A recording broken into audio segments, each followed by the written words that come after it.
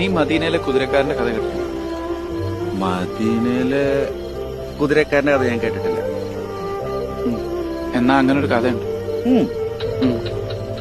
ഒരു ദിവസം മദീനയിലെ കുതിരക്കാരൻ അയാളുടെ കുതിരയായിട്ട് ദൂരദേശത്തേക്ക് യാത്ര പോകാൻ തിരിച്ചു.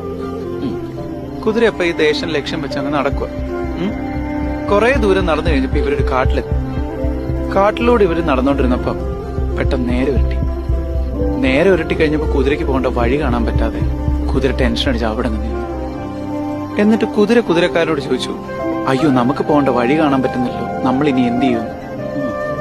അപ്പൊ കുതിരക്കാരൻ തിരിച്ചു ചോദിച്ചു, നിനക്ക് നിന്റെ തൊട്ട് മുന്നിലെടുത്ത് വെക്കേണ്ട കാലടി കാണാൻ പറ്റുന്നുണ്ടോ?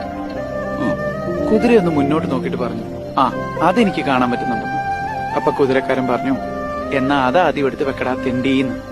എന്നിട്ട് ഓരോ കാലടിയായിട്ട് വെച്ച് മുന്നോട്ട് പോകാൻ പറഞ്ഞു. മനസ്സിലായില്ല. എടാ, ആ കുതിരയെ പോലെ ഇപ്പൊ ഞാനും ഇട്ടില്ല. എന്റെ മനസ്സ് എന്നോട് അടുത്ത് കാണാൻ പറ്റുന്ന കാലടി എടുത്തു വെക്കാനാ പറയുന്നു. അതുകൊണ്ട് നാളെ എന്താവുന്നൊന്നും ആലോചിച്ച് ടെൻഷൻ അടിക്കാൻ എനിക്ക് വയ്യ. എന്തു വന്നാലും മുന്നോട്ട് പോവാം, ബാക്കി വരുന്നിടത്ത് വെച്ച് കാണാം.